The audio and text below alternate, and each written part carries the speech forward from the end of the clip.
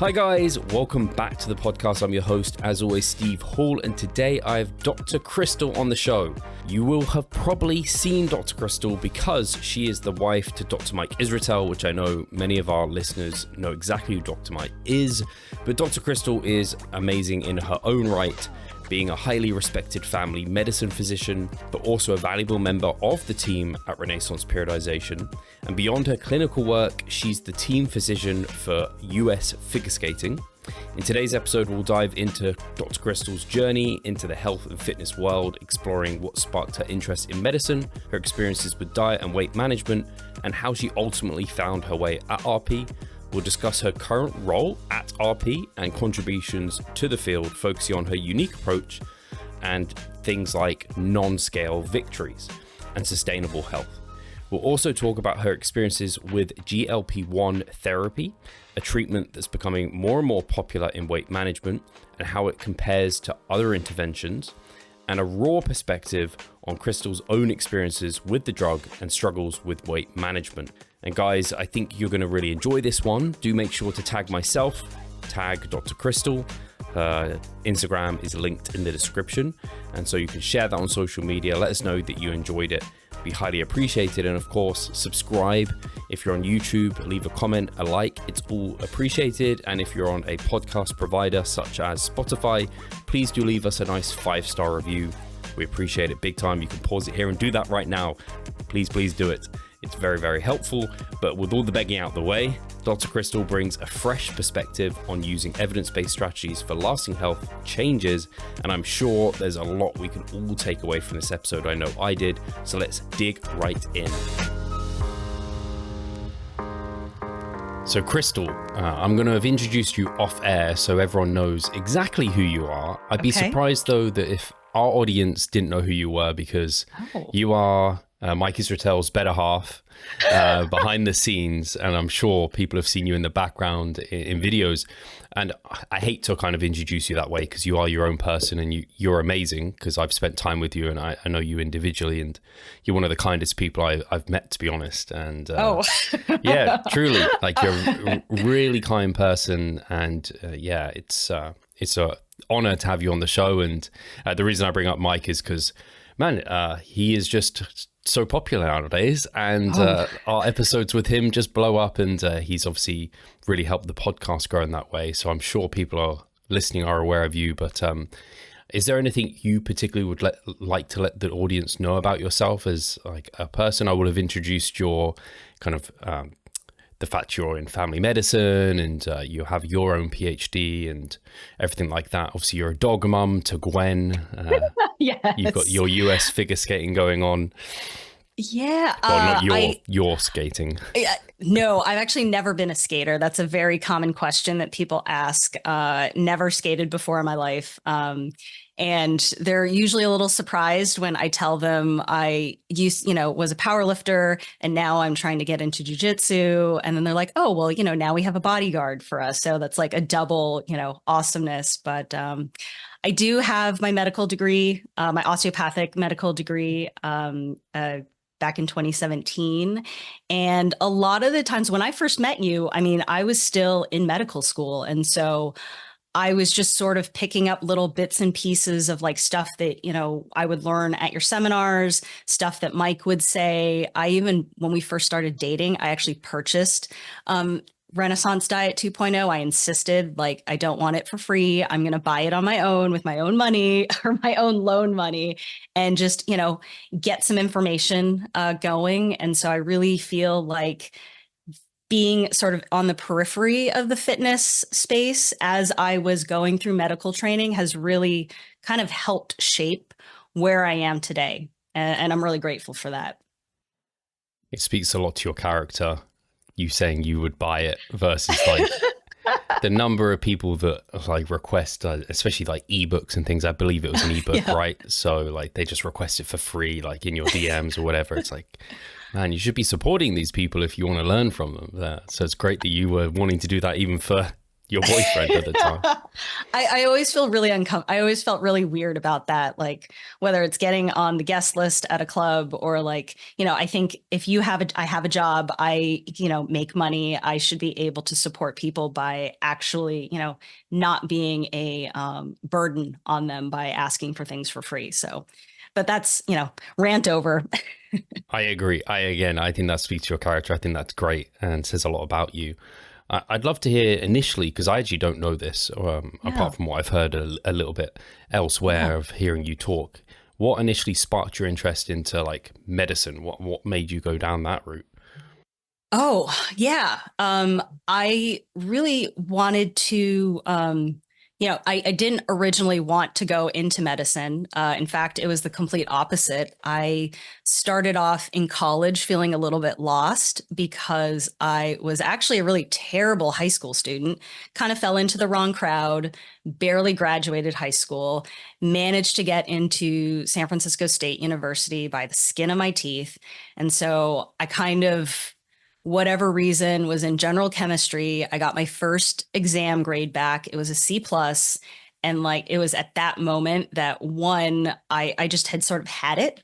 That was like my moment, like rock bottom academically, where I was like, you know what? I'm gonna just see what I can do when I put everything I have into studying and see where it goes from there. And I really loved chemistry. I loved math, but chemistry, like being in the lab, just seemed to be way more exciting. You get to blow things up. You get to, put all sorts of nasty chemicals together and like make something beautiful. And so I actually was in a PhD program for organic chemistry at the University of Wisconsin. And somewhere along the way, all the late nights, I just sort of didn't really feel like I like the process, but thinking about what my choices were as far as going into industry or staying in academia and teaching, trying to hustle for grants, just didn't seem like I just did not want that. I liked being in the lab. I liked being sort of like, for lack of a better word, a scut monkey and just coming up with new ideas. But I didn't want to be at the top where I'm the one who's responsible for the overarching picture of like, this is the research that we're going to do. This is how we're going to design it. And then I also really felt lonely in the lab. And I just felt like I could probably be doing something else where I'm actually working with people. I did some research on diabetes drugs, and like that was awesome. But I really felt like I could help people by actually, managing medications, actually talking to them about lifestyle. And so I made the switch, got my master's degree, and then kind of worked on, getting into med school. And so that really, I shadowed doctors. I kind of, worked in the ER as a volunteer and, still wanted to do it despite people telling me like, don't go into it. You're, kind of going to be spending 10 years getting loans. It's not going to be worth it. Like I still decided like, even with all of that, I wanted to do it at the end of the day. That's really interesting to hear, actually. I think a lot of people will look at someone like yourself who's very established and you do what you do and think you had it all worked out immediately from the get-go, but you talk to anyone and it's like, no, it definitely didn't work out exactly how I wanted it to. And yeah, thinking about chemistry, the fact you loved that, I think about school, and chemistry was the hardest. Like organic chemistry is like, physics, not so bad. Biology was the one I liked the most, and I felt the most congruent with, I guess that kind of comes into your like health and fitnessy a bit, the biology type. Yeah, well, and like with the thing that I loved about chemistry, and that actually really came at a kind of to my detriment in med school, was if you know the rules of the game, everything makes sense, right? So if I can imagine myself as an electron, I'm a negatively charged electron.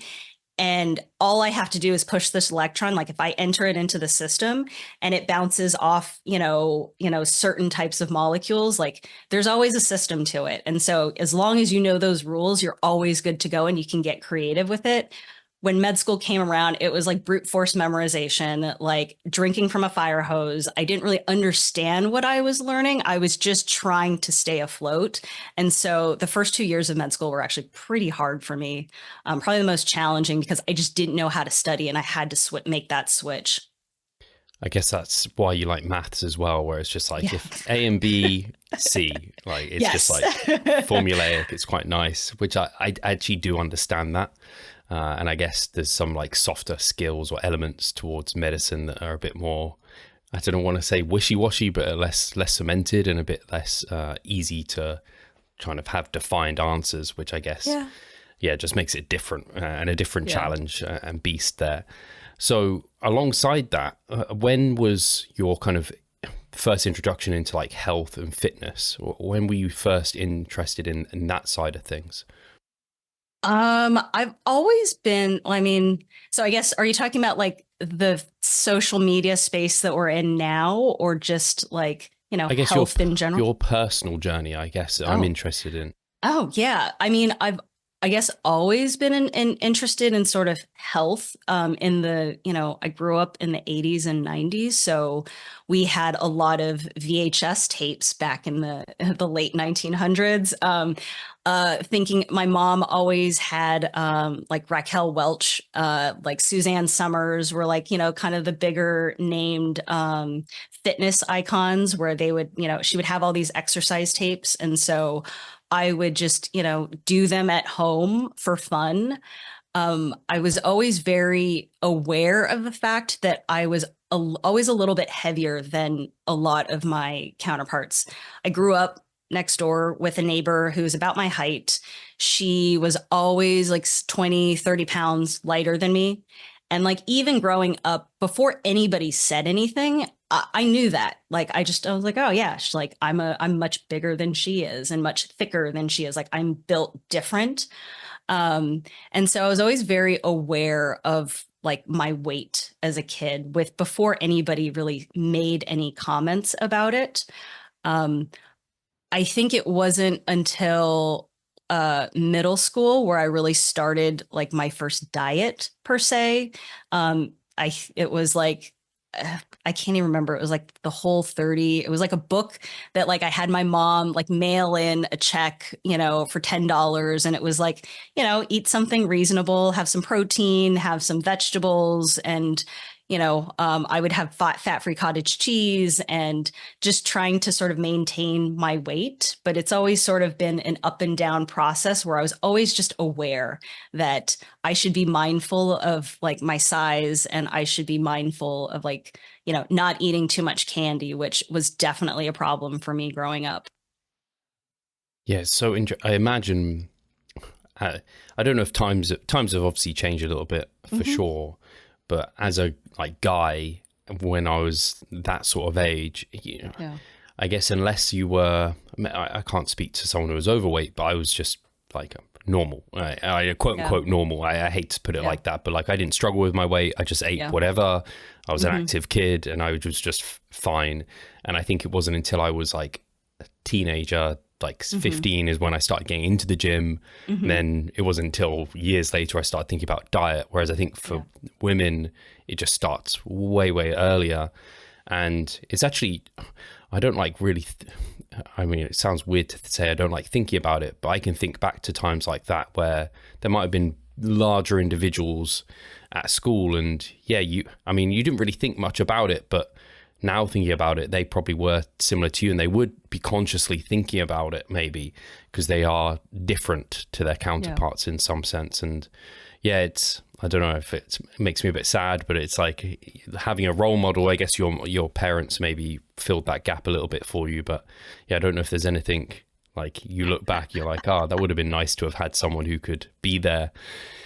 Yeah, I think a lot of the magazines that, or at least the ones that I was reading back in the day, it was always sort of they never really, the only times I ever saw them emphasize lifting weights and lifting heavy weights was when you have a skinnier person trying to build muscle. And so that whole idea of let me lose the fat first and then try and build muscle later. I really wish I would have picked up on that earlier on in my life, I think. But I mean, better late than never. So, yeah, I did get teased every now and again at school, but I also, have a little bit of an aggressive streak, I guess, so to speak, which makes, getting excited about jujitsu makes it a little bit more understandable. I do recall a kid making fun of me, and I remember getting in trouble by my teacher because I immediately quipped back with like poking fun at the fact that he was a little bit slower with reading. And That's fair. my we're good now, we're totally good. We had a good laugh about it years later, but I just remember Mrs. Hart grabbed my arm, dragged me out, and she was like, you can't do that. And I was like, but he called me fat. So she was Kids are not cruel. having anything. Yeah. But the you bounce back. And I think definitely growing up in the 90s, in California and where I grew up, you had to learn to kind of fend for your own. The people that I saw who didn't get picked on were the people who weren't afraid. And, this is kind of terrible to say out loud, were the type of people to fight back. And so, in high school, like I shut that down. I had a couple people who were bullying me, and just one day I took this kid's back and I just, started going at it. And after that, like, no more. So I'm glad because I was not like that. I was that. I was bullied at school, and it was just I'd just take it. I just didn't have like a backbone. Seemingly, yeah, I just like I don't know, like it was like a flight response. I didn't have that fight in me at all. yeah, I slowly developed it a little bit, and I don't really need yeah, it now. So it's kind of like, hey, it is yeah, what it is. But yeah. school just shapes you a little bit, and I'm glad that you had that ability to like give it back, because I think that's probably made you a stronger individual today, which is great. And you also mentioned, so obviously you said Mm-hmm. about the Diet 2.0, and you Mm-hmm. mentioned a few magazines and things. Mm-hmm. When did you feel like, I don't know, where in terms of your diet behaviors and what you Mm-hmm. learn, was there ever a point where you're like, aha, I kind of get it now? Or did it always feel kind of something that you struggled with? I think you also have had coaches before for like Mm-hmm. nutrition, the nutrition side. Yeah. Like point blank, I think it wasn't until I found a medication that was, reasonable. The GLP-1 medication, I started taking that in 2022. And it has been a life-changing experience for me. But as far as all the things that I needed that ideally should be happening in conjunction with the medication, I had learned and struggled with for about a decade prior to being on that medication. And for that, I'm really grateful. So I have always struggled with hunger. Anytime I tried to diet below like 165, 170 has been like, I'm biting my nails. I'm trying to, chew the cuticles off. I'm, pacing. I'm like getting up. I'm looking at the fridge. I'm trying to go to a coffee shop because I don't want to be around, whoever. And then, I don't want to be around the kitchen. I have lost and gained, kind of the same 40 to 50 pounds over a decade long, journey. And, um, there are times where I've been able to barely get through maintenance by the skin of my teeth. I know that Mike even tried to make a template that addresses my unique, hunger signaling, because he had actually not really seen that, kind of, behavior post fat loss diet. And so I failed that. I have been on other medications prescribed by my physician, and I still failed that. So it really wasn't until I saw what he went through as far as part of his bodybuilding, diet prep. And like watching the food focus slowly start to, exponentially rise, thinking about, just eating and not getting full after a contest, that I really started to think, well, maybe I can't just genetically, or I can't just willpower my way through it. Maybe I just have some sort of abnormal signaling going on in my brain. And if these medications do have a big impact on appetite regulation through my brain. I don't know if there's anything, why am I going to continue to struggle if, my whole day is impacted by hunger? So worst case scenario, it doesn't work. So let's give it a try. So, and I did, and it's good decision on my end. Sitting here in that kind of depth of contest prep, and I know this is a short-term thing for me. I've been here before and I can handle it, but to know that you are having to deal with the kind of food focus, hunger to some level that I'm dealing with it now at what should be deemed like a place where you shouldn't be feeling that on average for most people. I can't even imagine that, like, to deal with that for a decade, like basically depths of comp prep for a decade sounds horrible. So I'm so glad that, one, you're in a better place now and you've kind of got the medication needed for that. And I'm glad that it's becoming accepted, where it's not just like anyone fat is just lazy, or like obesity is a choice. That's one of the things that you hear. And I think there was a time I thought that, because I'm someone who can just diet, and if I put my mind to it, it's fine. And then I can maintain, and then like, it's not a trouble for me. But just like we have genetic anomalies in various aspects, like you get people with extreme amounts of muscle mass. It's like, there's no way you're natty. It's like, there's extremes out there, and similar to people that just maybe don't respond, and people think that they don't try hard in the gym or what have you. It's like, actually I'm putting in more effort and time than you. It's just, I don't have those genetics, unfortunately. So I'm glad that did you ever have those thoughts of like obesity is just like a choice? Do you feel, I guess, was that part of like why you didn't go down the route of medication for quite a while? Definitely. I would even say, man, one of my, I was also thinking about one of my very first like coaches, who, kind of put me on this like bodybuilder style diet. I was still, training, with weights and whatnot. And, this was back in 2012, and the summer of 2012, summer of 2011, I had actually spent a full year dieting. I had gotten down from 150 to about 128, 129. I was weak as hell. My muscle was just, I was looking flabby. But I remember the hunger was so terrible that I would toss and turn like all night with hunger pangs, like literal, like like my stomach is just tearing. And I was like, I just got to do this. I just got to willpower my way through this. And then the summer of 2012 was when I started med school. I started an accelerated anatomy class, and it was just miserable. I would stay up all night because I was starving. I would end up a zombie in anatomy lab because I couldn't function. And I actually failed my first medical school class. I failed anatomy by a couple of percentages because, I thought that like, this is what I have to do to like be sort of a normal size, and I can just willpower my way through it. And I was like, this isn't normal. Like, I should be able to sleep at night. I should be okay. And this was way before I got realized that maintenance was a total thing. But that was sort of the like, oh, I really am not doing, I screwed this up. Like, I'm doing something wrong. I should probably stop this and like reset myself and think about things a little bit before I ever try to diet again.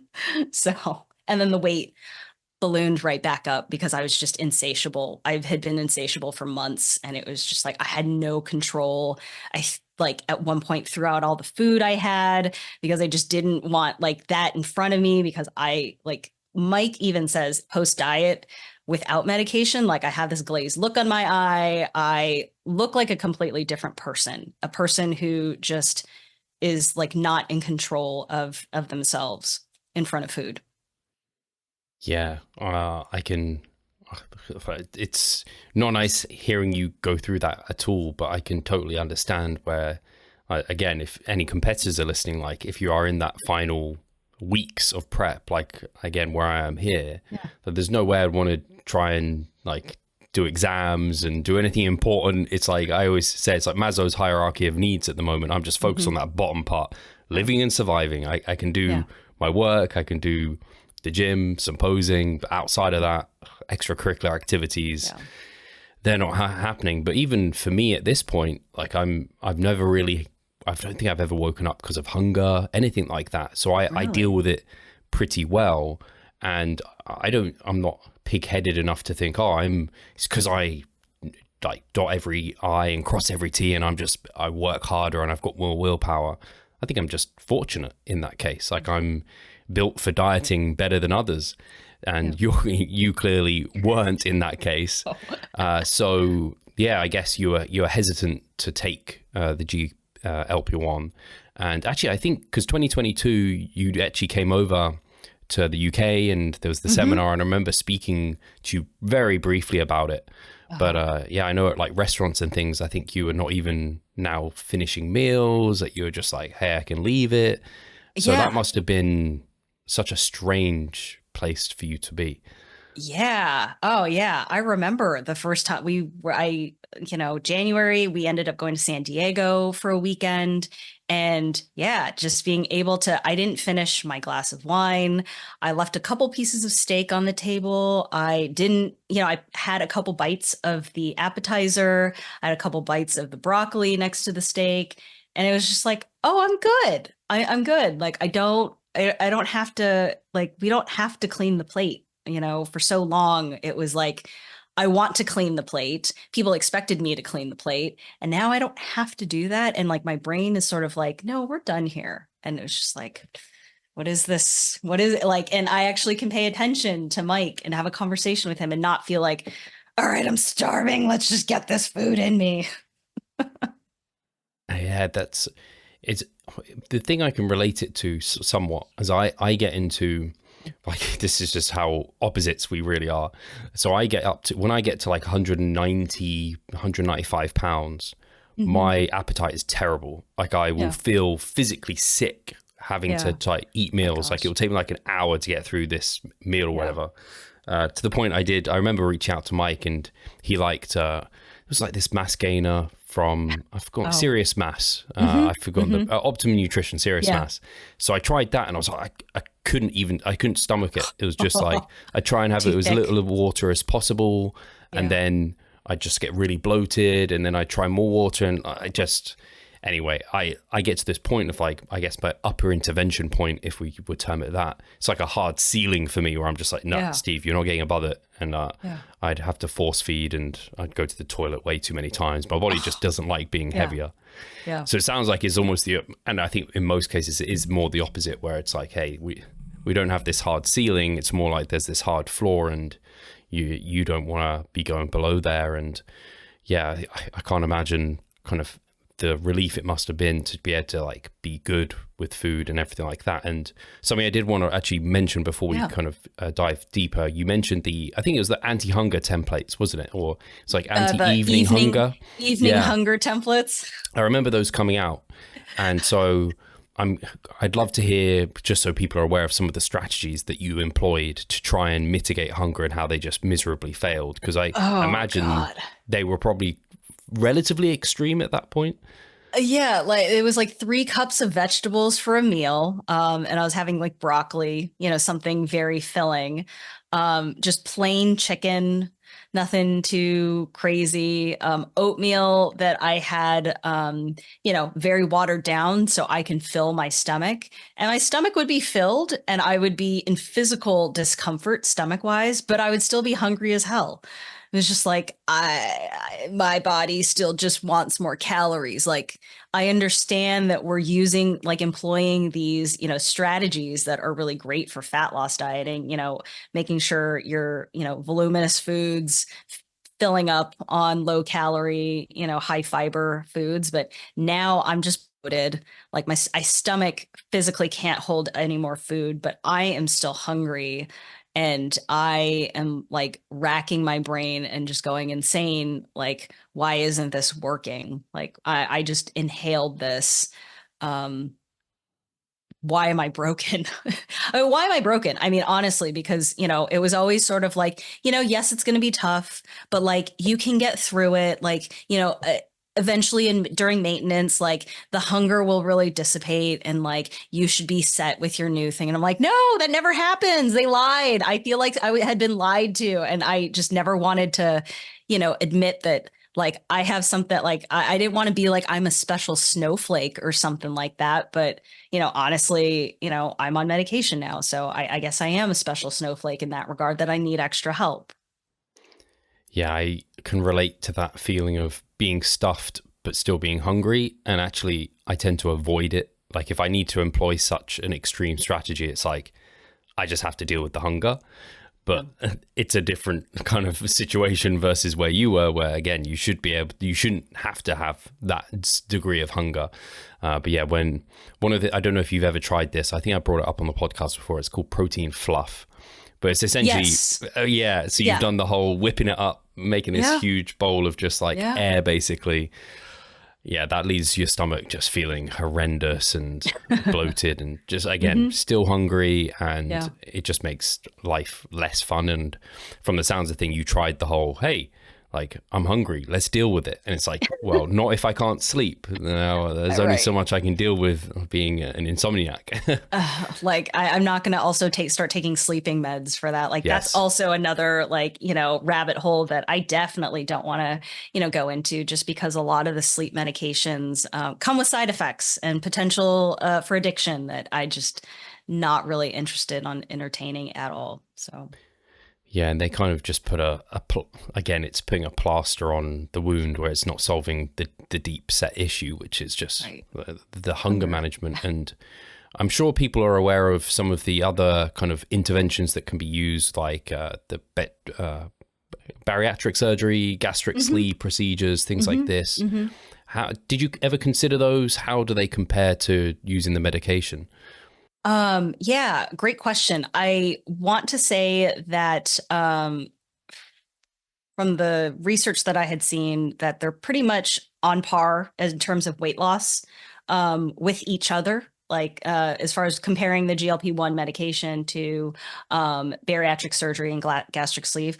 Personally, for me, I was just not really even entertaining that, because that, at least in the United States, has some sort of like, you have to go through and, get blood work done. You have to go through a program. They have to make sure you're a good candidate. They have to do an endoscopy to kind of see if you're all good. Every surgery site is different, but it's sort of a giant process. And then the whole recovery process is, a thing, because it's not an easy surgery. And then depending on the type of, procedure that you get, sometimes, whether it's, they reroute your intestines to kind of, so you absorb less nutrients. You kind of have to, there are things you have to continue taking and being very mindful of, getting blood work done to make sure you are not deficient in, vitamins and nutrients and stuff like that. So the whole process was just not really like, being on semaglutide was like, having to do a weekly injection was already like enough of a hurdle. So like having somebody cut me up was, Do you not see the progress you would like? Are you sick of writing your own programs? Or perhaps you need some accountability in order to stick with a plan? Then it's time to start working with us. We at Revive Stronger offer a truly personalized coaching service. You'll get more than just an email with some macros or random cookie cutter program. With Revive Stronger, you will be the center of our attention. You will receive your own fully individualized training protocol alongside a customized nutritional strategy. We created the coaching around your needs, wants, personal preferences, and your own unique lifestyle. Every single week, we delve into your program in order to make appropriate adjustments so that we get the most out of your time and the best possible outcome. We help both female and male athletes to seriously change their body composition by adding more muscle mass and decreasing fat tissue. Additionally, you get access to our exclusive Revive Stronger member site, where you'll be able to watch over hundreds of hours worth of educational content. No matter if you're a competitive bodybuilder or just want to look better, if you need help with your progress and taking your physique to the next level, our coaching is for you. It's time to make a change. Sign up today and let's revive stronger. Yeah, it sounds much, it's way more invasive to have to go through that. And I guess people might be thinking with semaglutide and things like this, are there any long-term consequences of being, I imagine it's something, especially for yourself, it would be something you'd need to be on long-term. Do you know what the kind of potential side effects could be, if there are any? Is it safe long-term? Yeah, we've been giving GLP-1 agonist drugs to type 2 diabetics for almost 20 years now. The first GLP-1 agonist was hit the market in the United States in 2005, Byetta. It was a twice daily injection. So, and the first GLP-1 agonist drug that was FDA approved in the US for weight management was actually not semaglutide. It was actually Saxenda or liraglutide in 2014. So this drug, this class of medications has been around for quite some time. Some of the more common side effects are nausea and vomiting. And that's with, why they, recommend starting off with a very low dose. And I agree that that's the case. A lot of other people complain about constipation. I'm not quite sure how much of that is the actual drug itself, with the fact that it's slowing gastric emptying, or it's the fact that, a lot of people are just now eating like birds and not getting their fiber intake, what part of that is the diet? So some less common, but very, serious side effects that people have to be mindful of, potential for gallstone formation. However, that also is, is that the drug versus is that your crash dieting? Because bariatric surgery patients also run a risk for forming gallstones as well. Pancreatitis, irritation of the pancreas, a serious side effect, but also but less common. So I think, considering the power of it, the side effects, I mean, they don't sound too bad to me. And like you said, you've been using it over 20 years, so it sounds pretty safe to me. It's interesting whenever I talk to someone who's either used it or is quite well read in this area, it seems to me like almost a no-brainer in some sense for some individuals, yet there's still seems to be such a backlash against it.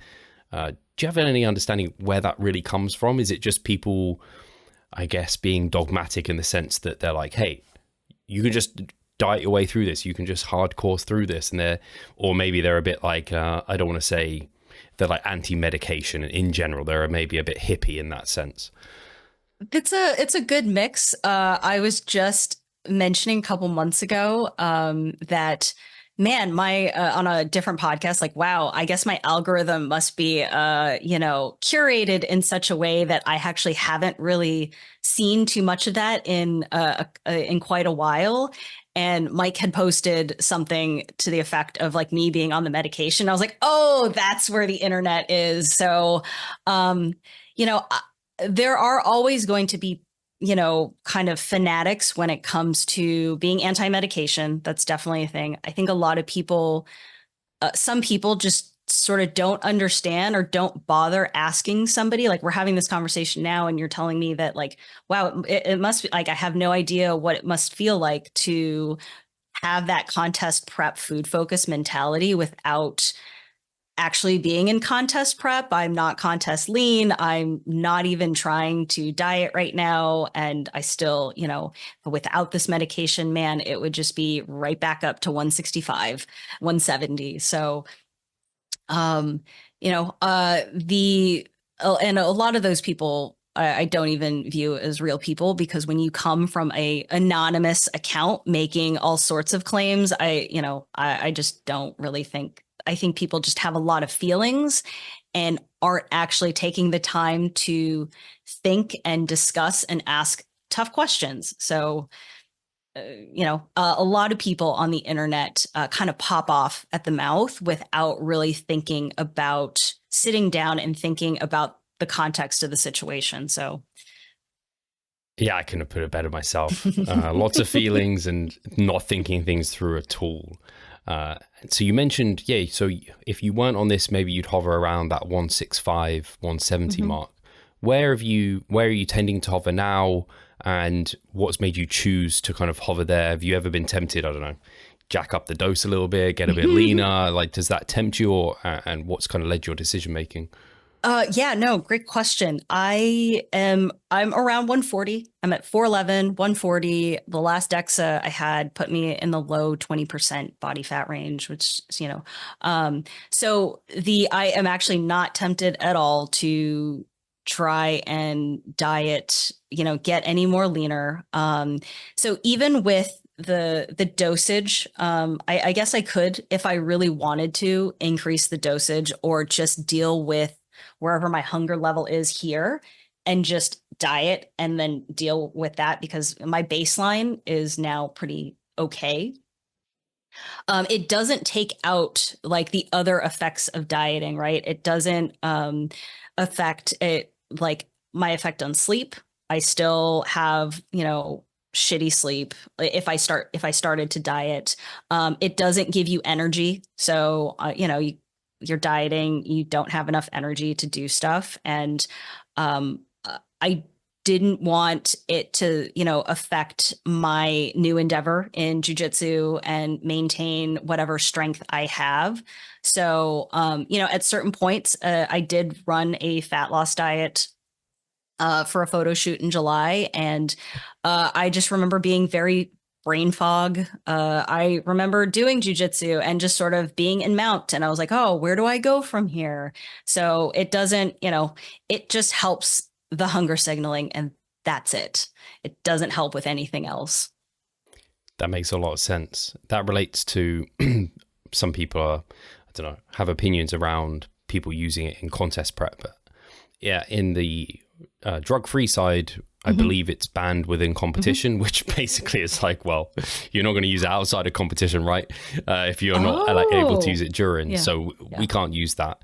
Okay. And part of me, when I thought about it, because I heard Mike was using it during his prep, and I was thinking, part of me, and this is my privilege of being able to manage hunger, I guess, but part of me likes having that, because it makes sure that, again, like you said, the bad sleep, the energy levels, I could see the temptation that people just jack it up like, hey, I can just starve myself down, like I can diet harder, get it over and done with quicker.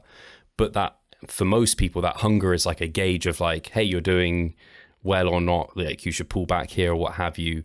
So I wonder if it makes that journey a little bit more complicated for some people when they don't have the hunger signaling there. Obviously for you, it's a complete game changer.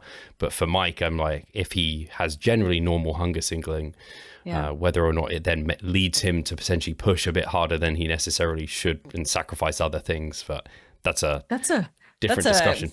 That is a really good question for Mike. I, for whatever reason, I also a part of it, like I was not really interested in natural bodybuilding, but I still felt that like pressure of like, I can do this. Like I should, like, I'm a smart person. I like got through school. Okay. Like I'm a doctor. Like, why can't I just like, why me? Like, why am I failing at this part of my life that I've always failed at for seemingly so long? So, and then I was like, you know what? I'm never going to compete in natural bodybuilding, and that's okay. I have friends who compete in natural bodybuilding and I can support them and be all right with it. So, semaglutide is on the WADA monitoring list, by the way. So it is not banned. But they are monitoring it to see if there's any potential for, performance enhancing. Because I do realize that, being in a weight class sport may be helpful, but also you're still, if you diet too hard, you're not going to be as strong. Like, this might not be the weight class for you. So I don't know. It'd be interesting to see where that data goes and what ends up becoming of it as far as a performance enhancing drug. Yeah, for sure. And yeah, I'll have to bring Mike on at some point and ask him about that, because I wonder if it's something he had to play around with a little bit, because it just adds a bit of a spanner in the mix of things. And I think people only view the positives and they don't think about the consequences down the line there. Something you've mentioned, well, obviously people know you're associated with, you're part of Renaissance Periodization. Yes, yes. But I don't know if many people, myself included, don't know your role or exactly what you kind of do with RP. So I just love to dive down that whilst I've got you here. I'd be interested. Oh, yeah. I started officially sort of working for RP as soon as or a little bit before I graduated from fellowship. I actually started in the marketing department. I kind of wanted to change. It was the middle of the COVID pandemic. I was a little burnt out from medicine and academia and all that stuff. And I was like, you know what? I kind of just want something different. So I actually started counting like athlete Instagram posts on the account page and tallying that up. And then I put together a marketing research project, and started interviewing all these different, fans of RP, people who've used products, to try and get some sort of information, on our products or services, what they think of us, like how can we do better. And so that was my first kind of official entry into RP. And I sort of have like gone from project to project, like just getting it to the finish line or sort of helping it along the way. So I guess in a sense, sort of a project manager type role. But I guess now, I've got a couple of things, kind of cooking. I do a lot of the back end stuff for the YouTube channel. So scheduling, making sure that like we're all good with calendar, organizing anything that involves YouTube, like goes through, myself. And then also putting together sort of an educational platform called RPU, which is coming out in the next year. Sort of a forum, a mix of forum plus, some courses with Mike on it. And I would love to expand that out eventually as well. So those are the two big kind of projects within RP that I've been working on. But it started off very, I wanted to change. I didn't know what I wanted. Like, let's just like learn something completely different. So being in marketing and I still help out with marketing a lot. But it was just something different to, because at that point I was like, I had the COVID year, I just kind of fell off the bandwagon. I was just eating a whole ton of crap. I was going out to drinks with colleagues just to sort of cope with, COVID and fellowship, kind of sucking. And so I ended up, 190, 411, and sort of like, here I am again, like, why can't I just get this done? What's wrong with me? Like, I need to, here I am in Michigan and I don't really know what exactly I want in life. So that's, I think, thank you for being honest and sharing. Yeah. I think a lot of people struggled during that period of time.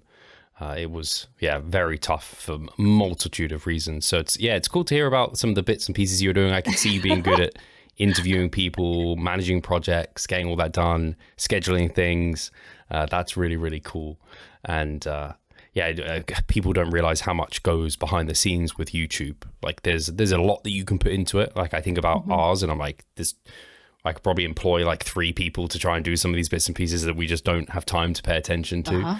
But when you're at the size of getting towards 3 million now, I think, subscribers, is it? Oh my gosh, something like that. Yeah. It's becoming a completely different animal. And this is a very kind of, I guess it's a bit of a personal question. Mike is obviously very extroverted and like he thrives off being out there and putting stuff out there. Would you say you're more of an introvert and you like being kind of more behind the scenes and a bit quieter, and you kind of complement each other that way? I think if you would have asked me a couple years ago, I probably would have said a lot more introverted. But I also think nowadays, like, yes, I have, sort of, kind of changed my outer appearance. But I think also there has been a lot of growth along the way with the inner work, like how, how I react to things, how I communicate with people, that sort of go sort of hand in hand. And I don't think without kind of being okay with myself and how I looked, how I presented myself to the world, I don't think any of that inner work could have ever taken place had I not gotten a grip or gotten a handle on my hunger management stuff. So I would say I am, compared to Mike, definitely a lot more introverted in that my bandwidth sometimes is a much smaller than his. I definitely do not have the same debate endurance that he has. It's something I'm working on, but the especially with my own personal journey and GLP-1s being such a hot topic, and people having a lot of feelings about it, I just felt like, now's the time. Like, I just feel like I can't, kind of sit back and have get upset at the fact that there's so much misinformation about it when I'm not part of the solution, right? Like, a lot of, physicians, for good reason, often complain about, like, do you see what they posted on TikTok? Like, this is misinformation. Well, it's like, well, what are you doing about it? Like, I understand that there are good reasons why you're not putting information out there, but we're in the age of AI, social media, technology. Like, there's no going back. And so unless you are willing to put out good content or be truthful and, in messages you're putting out into the world, like, you need to stop complaining. Like, you need to jump in, like, stop standing on the sidelines complaining and, jump in with us, like, help us. Yeah, I llove that. Yeah, I think I was thinking about it when I asked you onto the podcast. I was like, why have I waited so long to have Christle on the podcast? And I was like, what instigated, I think, because I was seeing you go on podcasts. And I was like, so it kind of, She talks. this is, yeah, like there's, and you would have always been an interesting guest to speak to. And there's always things to kind of dig into, but it's great that, I know I've reached out to individuals who I think would be really interesting to speak to, but they're not on a place or in a place where they want to go onto a podcast. And that I'm like, I get it. It's fair enough, because putting yourself out there is kind of scary, but I'm glad you've got to the point where you're happy to do it. And Mike is some sort of different animal with his extroversion, but also willingness and wantingness to debate. I'm definitely not that person. I'm like, hey, the less debating, the better. I'll sit back. You win. Something I did want to dig into is something I've seen you speak about a few times. Yeah. You've mentioned maintenance quite a bit, and I think this relates to that. And this is non-scale victories. Yeah. I'd love to hear kind of, I don't know if that was a term you kind of made yourself, or if you learned it, or what have you. Yeah. And what are some of those that you kind of try and emphasize to your audience? Oh, yeah. I did not come up with the term non-scale victory. I've definitely heard it all over the internet. So if you have posted something on Instagram at some point about a non-scale victory, thank you very much for that. I work with a whole bunch of different people, consults and whatnot, and then some are more kind of regular clients, patients. The term kind of gets a little muddled when you're a physician. So just thinking about not focusing on the scale. And I think especially when somebody's very early on in their kind of weight loss journey process, I think really trying to, I don't have them fear the scale, but I often remind them a lot about, how are your clothes fitting today? Has anybody said anything to you, made any comments to you about, like, oh, you look like you've been losing weight, or something to that effect? What kind of, how many times a week did you go to the gym this week? Like, did you bring your kids to the gym? Like, how are your kids feeling about going to the gym? Are they excited? Are they and whatnot? One client that is really kind of sticking out in my mind, she's awesome. Post-op gastric sleeve, and I had seen what was, kind of a maintenance, kind of instruction for her. And I kind of just lost it. Sort of, 500 to 800 calories a day for as long as possible was just like insane to me. So, put her on, a balanced diet of protein, carbs, and fats with some fiber, and actually started introducing her to weightlifting, lifting some weights. And her scale has sort of maintained, kind of as is, but it's actually kind of insane to see in real life. Like the body composition has just, has completely transformed to the fact where, people have come up to her and be like, so how much weight did you lose? And like, they don't believe her because she says, actually, not really, like 3 pounds. And like, no way, like, no way. And so really getting, people excited about lifting weights early is just, if I can get them in early, because there's still that prevalent kind of mantra of, let me lose the fat first, let me get down to this scale size, and then I can think about building muscle later. It's sort of backwards. And I really want to make sure that however I can help with that, I feel like I've done my job in this world, because I wish I would have known that beforehand. Yeah, But I love that. Sorry, go ahead. Oh, no, I was like non-scale victory. No. And she also has enjoyed the gym and now brings her kids to the gym, and it now has become like a family affair. And like, they are getting really excited about being strong in the gym. And so, yeah, any type of like really focusing on like what has been good in your week and what are the things that you notice, because especially for the general population, it's not just about getting to this size and like, here I am. It's really making sure that like we're aware and mindful of all those little habits that, we have, and I never want to take for granted, because I've been in a place where I know what it takes to get to 190 at 4'11", and it's completely different than what I do now. And so, just really focusing on whatever those small wins every week, and just celebrating them, and just making sure that they continue on with, the process, because it can be really hard and it can be really tough for people to just put the scale down and think about the other changes that are happening underneath the hood, like the body composition changes. I think that's so well said. Even for the clientele I work with, which is lots of like bodybuilders, or they want to be a competitive bodybuilder, or they want to do it all but not step on stage, and the scale becomes quite like, hey, are we losing it at the pace we need to? But even for them, often it's a case of, hey, the scale isn't showing yet, but you're doing everything you need to be doing. So celebrate, like you mentioned, all the kind of process oriented things, and like really make sure you're celebrating those, because they're huge. And I'm always particularly like that when the scale isn't going where you want it to, because then it encourages you to continue to persist, and eventually it will show. Or something that has become more abundantly aware to me over the last years, I think thanks to Chris Barricat and his work on body recomposition, how it can even occur in quite advanced individuals if, I don't know, there's room to improve. That checking that might be occurring, because you might just end up chopping calories when it's like, hey, I'm in a position where I'm growing some muscle here, that's why it's slow. So I think it's great to have that non-scale victory there as well, because there can be so much gleaned from things aside from the scale.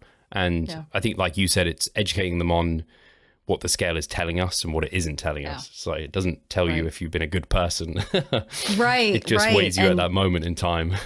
And just making sure that, like, and talking to people very early on about body recomp changes, especially for new lifters. It's like, so she, has admitted, like, every now and again, she gets a little like bummed out about like the scale kind of being at what it is right now. But she's like, I am now fitting a new pant size. I have gone down a couple shirt sizes. Like, people are noticing and they don't believe me when I tell them I've barely lost weight. And I'm like, yeah, that's because you're also building muscle. Like, I guess I just I knew that body recomp was a thing. But I guess I just didn't realize how powerful it could be for people very new to lifting, and just sort of like, oh, damn, like this is cool. Like, this is really happening. Yeah, it's like that unicorn. You're like, I know, well, unicorns, do they exist? They don't, but it's kind of like we know it exists, but it's pretty rare. So actually, when you get to see it, it's quite special. Yeah.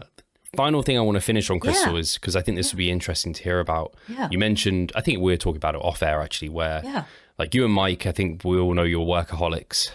If people don't realize that, then they're not seeing how much stuff you're doing. Oh gosh, It sounds like you have to be careful about making sure to have some recovery and stress management things in place. What are some of your like go-to things that have really helped make sure that you're not going to burn yourself out?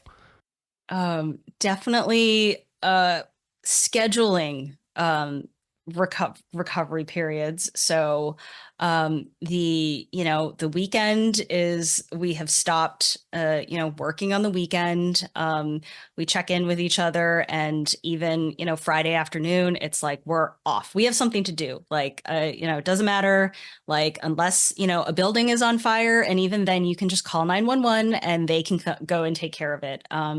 Just having that in the schedule of like, no, we're not doing anything at this point in time was very helpful for us, because we would sort of kind of take a half day of work or like catch up on things here and there. And then it turns into, your whole weekend has been eaten up by work. Having set hours for, like I come into the office at 9 a.m. and then I leave my office at 6 p.m. Like, and just, I think it's a lot harder to set those boundaries when you work from home. But I think, ensuring that like having some sort of, there is something to be said about having to go to an physical office and then leaving. But, I think I've done a better job of just making sure like these are the hours I'm available. And after that, like, no, we're not doing a 10 p.m. Meeting on whatever. So, and then also just also being aware of how much volume I can handle, putting the ego down. I actually only trained, for photo shoot 4 days a week, kind of split. Whereas the summer before that, I also had a photo shoot and I was training 5 days a week, and I just felt weaker. I just looked kind of not as sharp. And so I actually backed off and things looked a lot better. And I'm like, how does this work? Right. Like, so actually being able to see those changes, like small tweaks, and actually prioritizing recovery so you can, feel better and also look better, was a little bit surprising to me. It's still surprising even now. So. Makes so much sense. I think it's similar, like with sleep, for example. People are now kind of being a bit more okay about like, hey, I actually have a bedtime and a wake time, and that's so important. It's like, well, work is important because that's what puts food on the table, and like that's how you make your living, and you work these hours, and then relaxation is like the recovery from the work. So you plan that in. Sometimes I'm not as good as I hope to be, and I try to be better, but you're right. When you work from home, especially self-employed, when you love what you do, it can get easy to kind of keep doing it. But it's the same with, hey, staying up later to do more work or whatever it is. Quite often you're better off just taking the sleep and then get to it tomorrow when you can do it even better. So, for sure. And definitely with the volume, I just scaled back my volume. Well, it's been scaled back for a little bit, but I just scaled my split back. I was doing a 6 day per week upper lower, and now I've moved to like push pull legs. I'm like, wow, this is so much better. I'm way more enjoyable. I can come into each session and crush it. Legs every like other day was a bit of a nightmare for me. It just became a bit overwhelming. So I can completely see that. And then the fatigue drops, the physique looks a bit fresher, muscles look a bit fuller. So totally makes sense. Christle, I could talk to you for ages, and I'll have to bring you back. But I want to be respectful of your time. And if people want to keep up to date with you, I know you're doing some bits over on where I mainly see you is Instagram and Threads, but I don't know if there's anywhere else people should head. Usually, Instagram and Threads is usually the two places where I'm just, kind of around. So please, Dr.Christle, CHRISTLE. Amazing. I'll make sure that's linked in the description. And guys, we will catch you next time. Thank you very much, Christle. Oh, thank you so much for having me.